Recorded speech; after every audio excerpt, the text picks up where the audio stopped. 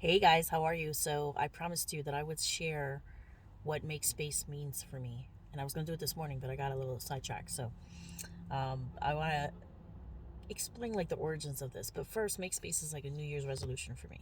And I know that sometimes people are like Debbie Downers. They're like, don't make resolutions. You're not necessarily going to keep them. Work on yourself every day, which is what I do. But throughout 2022, I feel like that's a transformative year for me, and that I'm going to make space in a lot of different areas of my life. So, similar to the law of attraction, right? If you want something, you got to make space for it. So, for me, I'm going to give you two examples. One of the things or habits that I have, it's a bad habit, is I hold on to things. I hold on to like toxic people. I hold on to like things I don't use anymore. And I'm just like, why? Why am I holding on to this? Like, where does this need to hold on to something come from? So I think about like where I learned this kind of like a mini hoarding behavior. I learned it from my mom, and my mom learned it from her parents. But I'm not saying it in a negative way, but I'm just explaining like where I think the origin comes from. So, like, my grandparents were raised during the Great Depression. And in the Great Depression, there was scarcity.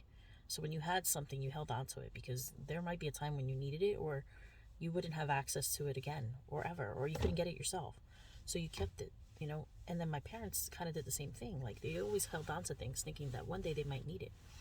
So I do the same thing where I'm like, I'm holding on to like stuff that I don't need or use. And I'm just like, why am I doing this?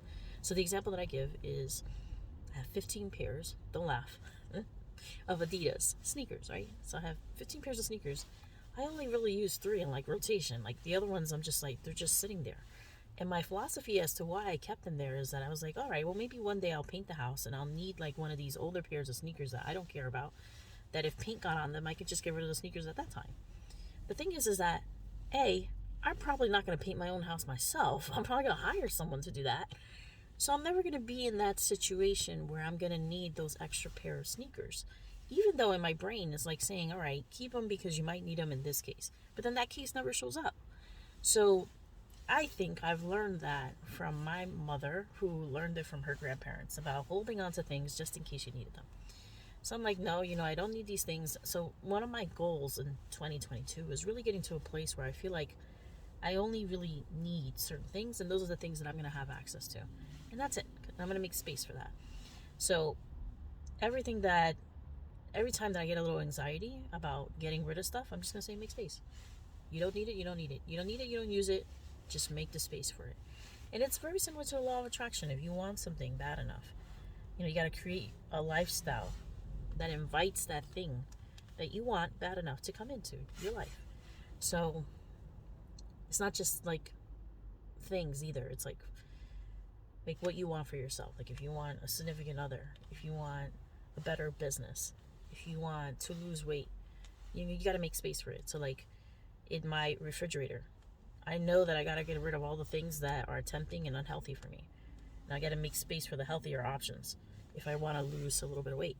So you can use the make space mantra yourself if you just want to make some minor changes.